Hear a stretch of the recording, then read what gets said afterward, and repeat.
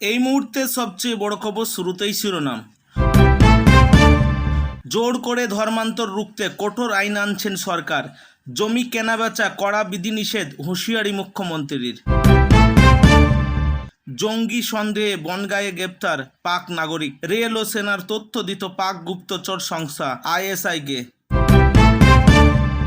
তৃণমূল নেতাদের সম্পত্তির খোঁজে গুপ্তচর। তথ্য জেনে কোটি কোটি টাকা তোলা চাইছেন বিজেপির একাংশ, অভিযোগ বর্ধমানের। কর্পোরেট হাসপাতালের বেড ভাড়া 3 স্টার হোটেলের রুম চার্জের বেশি নয়, সুপারিশ সংসদীয় কমিটির।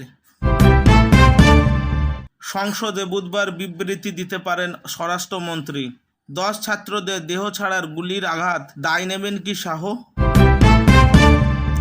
নাসির উদ্দিনকে শেয়াল বললেন কঙ্কনা, এর চেয়ে কুকুর হওয়া ভালো বলে খোঁচা বিজেপি নেত্রীর। পান মশলায় বড় ধাক্কা, নিষিদ্ধ প্লাস্টিক ও ল্যামিনেট বিক্রি করতে হবে কাঁচ বা টিনের পাত্রে। প্রধান বিচারপতির ককরোচ শব্দের অপব্যবহার, কেন্দ্র সিবিআইকে নোটিশ শীর্ষ আদালতের। কিছু না করেই কোটি কোটি টাকা শিখিয়েছেন মমতা, কেষ্ট টুলুদের গুপ্তধন নিয়ে খোঁচা দিলীপের। কলকাতা 209 ও হাওড়া ওয়ার্ড বেড়ে 68, বিধানসভায় বিশেষ অধিবেশনে পেশ সংশোধনী বিল। আসন পুনর্বিন্যাস হতে দেবে না, তামিলনাড়ু বিধানসভায় প্রস্তাব পেশ বিজয় সরকারের। গ্রেপ্তারি 2 মাসেই সব মামলায় জামিন স্বরূপ বিশ্বাসের, জেল মুক্তি কবে? হামিমের পর রানা, তাপসিয়াই ঘাঁটি আইএসআই এজেন্টের, বনগাঁ সীমান্ত থেকে গ্রেপ্তার। প্রবল বৃষ্টিতে মুম্বাইয়ে ধস, ঘুমের মধ্যেই চাপা পড়ে মৃত 2, এখনো ধ্বংসস্তূপে আটকে বহু। শক্তি বাড়িয়ে ধেয়ে আসছে ঘূর্ণিবাত, দুর্যোগ তোলপাড় হবে দক্ষিণবঙ্গ, ভাসবে কলকাতাও। স্রেফ 15 ঘন্টা কাজ লোকসভায়, অচল প্রশ্ন উত্তর পর্ব, বিরোধীদের হইচইয়ের মধ্যেই বাদল অধিবেশনে পাশ 19 বিল। আরও 4টি ব্যাংক অ্যাকাউন্ট ফ্রিজ, ছাড়পত্রের দাবিতে ফের হাইকোর্টে কালীঘাটপন্থী তৃণমূল। আরজিকর কাণ্ডের মতো ঘটনা রুখতে প্রয়োজন আধ্যাত্মিক জাগরণ, আধা পিঠে পুজো দিয়ে বার্তা মুখ্যমন্ত্রীর। ভয়ঙ্কর বৃষ্টিতে বিরাট ভূমিধস মুম্বাইয়ে, মৃত অন্তত 6, ধ্বংসস্তূপে আটকে বহু। সব্যসাচীর তোলাবাজির কালো টাকা সাদা হতো কিভাবে, মার্কিন ডলারেই লুকিয়ে আছে রহস্য। 24 ঘন্টার ম্যারাথন আলোচনার প্রস্তাব অমিত শাহের, উনি কি বলেছেন যায় আসে না, সাফ জানিয়ে দিলেন রাহুল। বিধানসভায় পাস 2 পৌরসভা সংশোধনী বিল, প্রাক্তন বিধায়কের চিকিৎসা ভাতা বৃদ্ধির ঘোষণা মুখ্যমন্ত্রীর।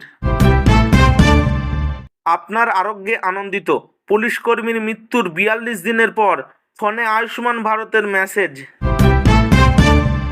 নেতাজির নামে বিধায়ক সেবা কেন্দ্র, বিতর্কের মাঝে বড় ঘোষণায় মাস্টারস্ট্রোক মুখ্যমন্ত্রীর। ঋতপন্থী বিধায়ককে বিষধর সাপের সঙ্গে তুলনা, কেশপুরে গ্রেপ্তার অভিষেক ঘনিষ্ঠ আসিফ। নেপাল হয়ে ভারতে ভুয়া নথিতে তাপসিয়ার ঠিকানা, কি টার্গেট ছিল পাক আইএসআই এজেন্ট রানার? নেতাজির রাস্তা শ্যামাপ্রসাদের নামে, রামপুরহাটে শুরু জোর বিতর্ক। বিচারপতির বিরুদ্ধে আপত্তিকর মন্তব্য, কড়া পদক্ষেপ কলকাতা হাইকোর্টের, অবমাননা নিয়ে বড় বার্তা। রাস্তা, পানীয় জল আর নিকাশির জন্য হাওড়া মাস্টার প্ল্যান, বিধানসভায় জানালেন মন্ত্রী অগ্নিমিত্র পাল। তৃণমূল জামানায় গ্রন্থাগারিক নিয়োগেও দুর্নীতি, কেউ ছাড়া পাবে না, হুঁশিয়ারি মন্ত্রীর। কার কত সম্পত্তি, কোথায় রয়েছে জমি, বাড়ি কিংবা ব্যবসা, গত 15 বছর তৃণমূল কোন নেতা কত টাকার মালিক হয়েছে, সেই অর্থের উৎসই বা কী, এই সমস্ত তথ্য সংগ্রহের রীতিমতো ব্যক্তিগত গুপ্তচর নিয়োগ করেছেন বিজেপির একাংশ। এমনই গুরুতর অভিযোগ উঠেছে পূর্ব বর্ধমানে। অভিযোগে দুর্নীতির তথ্য প্রকাশ বা প্রশাসনের কাছে জানানোর জন্য নয়, তথ্য জেনে ওই ব্যক্তিদের কাছ থেকে মোটা অঙ্কের টাকা আদায় করা এর উদ্দেশ্য। স্থানীয় সূত্রের দাবি, প্রথমে তৃণমূল নেতা, প্রভাবশালী ব্যক্তি এবং সম্পন্ন ব্যবসায়ীদের সম্পত্তির বিস্তারিত খোঁজ নেওয়া হচ্ছে। তাদের কার কোথায় জমি বাড়ি রয়েছে, কী ধরনের ব্যবসা রয়েছে এবং আর্থিক সামর্থ্য কতটা, সব তথ্য পৌঁছে যাচ্ছে কয়েকজন বিজেপি নেতার কাছে।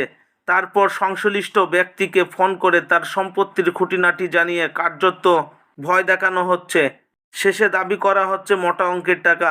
অভিযোগ, যার সম্পত্তি যত বেশি তার কাছে তোলার দাবিও তত বড়। এমনকি তৃণমূল আমলে কার বিরুদ্ধে কত টাকা তোলাবাজির অভিযোগ ছিল সেটিকেও টাকা আদায়ের মাপকাঠি হিসেবে ব্যবহার করা হচ্ছে। স্থানীয়দের একাংশের বক্তব্য, রাজ্যে ক্ষমতায় পালাবদল হলেও তোলাবাজির সংস্কৃতি অবসান হয়নি, বরং কিছু ক্ষেত্রে দাবির অঙ্ক আগের চেয়েও বেড়েছে। অনেকের মতে তৃণমূলের আমলে তোলাবাজির বহু অভিযোগ সামনে এসেছে, কিন্তু ফোন করে সরাসরি কোটি কোটি টাকা চাওয়ার ঘটনা খুব বেশি শোনা যায়নি। এখন সেই ধরনের অভিযোগও উঠেছে।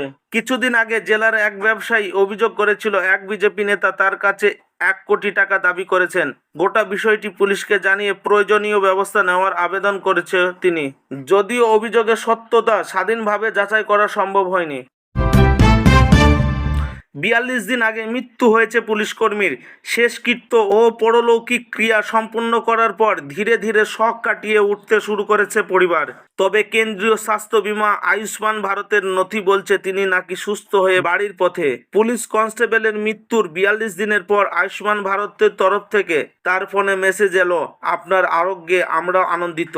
মৃতের স্ত্রী সীমা কজুরের দাবি অনুযায়ী অসুস্থতার জেরে গত 26শে জুন পুলিশ কনস্টেবল দেবনারায়ণ রামকে ভর্তি করা হয়েছিল ছত্তিশগড়ের সুরগৌজার অম্বিকাপুর মেডিকেল কলেজ হাসপাতালে। কেন্দ্রীয় স্বাস্থ্য বীমা আয়ুষ্মান ভারত প্রধানমন্ত্রীর জন্য আরোগ্য যোজনা অধীনে চিকিৎসা চলছিল তার। তবে 30 জুন চিকিৎসাধীন অবস্থায় মৃত্যু হয় দেবনারায়ণের। মৃত্যুর পর তার শেষকৃত্য সম্পন্ন করার পাশাপাশি মৃত্যু শংসাপত্র দেওয়া হয় পরিবারকে। এত দূর পর্যন্ত সব ঠিকঠাকই ছিল।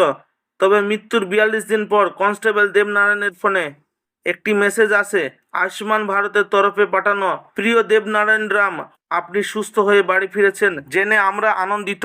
আমরা আশা করি আয়ুষ্মান ভারত প্রধানমন্ত্রী জন আরোগ্য যোজনা অধীনে প্রদত্ত বিনামূল্যে স্বাস্থ্য পরিষেবা পেয়ে আপনি সন্তুষ্ট। এর সঙ্গে রোগীর ভর্তির তারিখ 26 জুন লেখা হলেও ছুটির তারিখ দেওয়া হয়েছে 6 আগস্ট, অথচ রোগীর মৃত্যু হয়েছে 30শে জুন। সেই মতো মিলছে মৃত্যুর শংসাপত্র। সরকারি সেই বার্তার স্ক্রিনশট সহ সোশ্যাল মিডিয়ায় এই ভিডিও বার্তার মৃতের স্ত্রী সীমা কুঞ্জুর প্রশ্ন তোলেন, এই ঘটনা কিভাবে সম্ভব।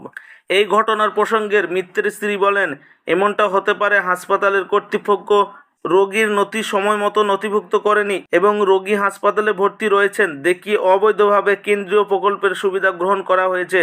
যদিও হাসপাতাল কর্তৃপক্ষের দাবি এমন কোনো ঘটনা ঘটেনি, বেআইনিভাবে কোনো অর্থ আদায় করা হয়নি।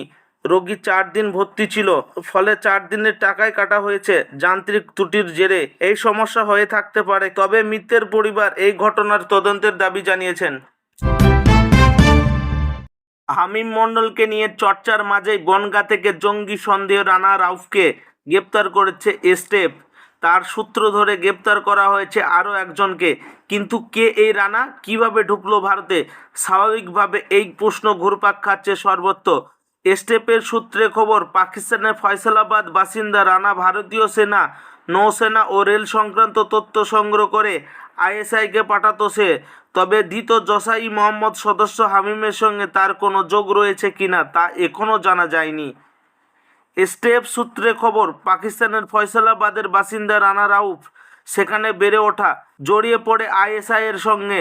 ভারতে আসার আগে দীর্ঘদিন নেপালে ছিলেন। 2012 সালে ভারতে প্রবেশ করে সে চলে আসে বাংলায়। আধার কার্ড সহ যাবতীয় ভুয়ো নথি তৈরি করে সে।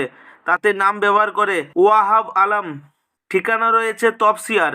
জানা গিয়েছে আইএসআই এর এজেন্ট হিসেবে কাজ করত রানা। ভারতীয় সেনা, নৌসেনা ও রেল সংক্রান্ত তথ্য সংগ্রহ করে আইএসআইকে পাঠাতো সে।